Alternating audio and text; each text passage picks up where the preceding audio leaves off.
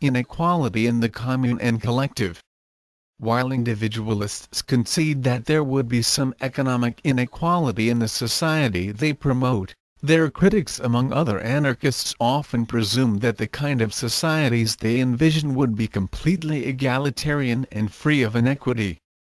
But, although the collectives proposed by anarchist syndicalists, communist anarchists, and libertarian socialists might well be free of economic differences, this would likely take place only at the expense of the liberty of some of the members of such communities, creating an inequality in individual freedom. It is unlikely that people in any future world would all be of one mind about everything, any more than they are today.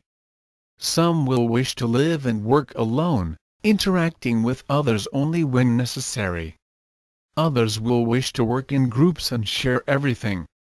And others, perhaps most, will prefer one of these models to another at different times and for different purposes, or even some combination of the two. And any anarchist society worthy of the name must allow for this.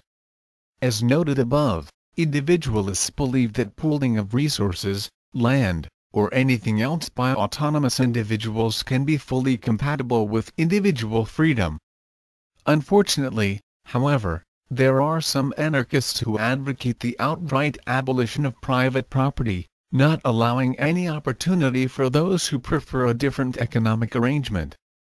If such an economic model was imposed on the world, those who wish to live otherwise would not have the freedom to do so.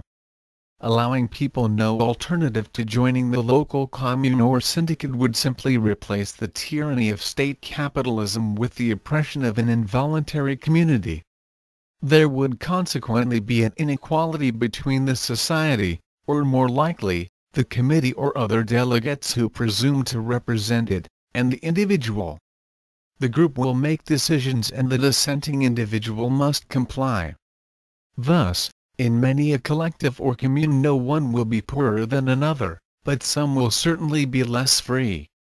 This is not to imply that all communist or collectivist anarchists believe in imposing their economic views on those who view the world differently.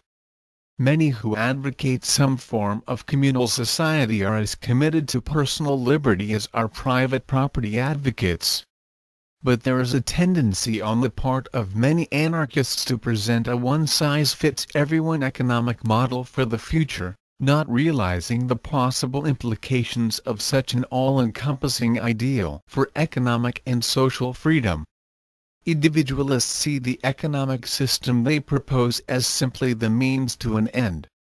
And that end is a free society of free individuals. We believe that only free economic exchange, based on private property, can produce and protect every individual's autonomy, their freedom to live as they see fit, which we believe is the essential goal of the anarchist project. Moreover, while such an arrangement would encourage and reward individual initiative, more collectively oriented people would be free to construct whatever group enterprises they wish by coming together and sharing production, consumption, or both. People in a society based on individual ownership of property and tenure of land would be able to choose whatever economic or social system best suits their interests, personal relationships, geographic location, and temperaments, without sacrificing the option of changing their minds and making other arrangements whenever they decide to do so.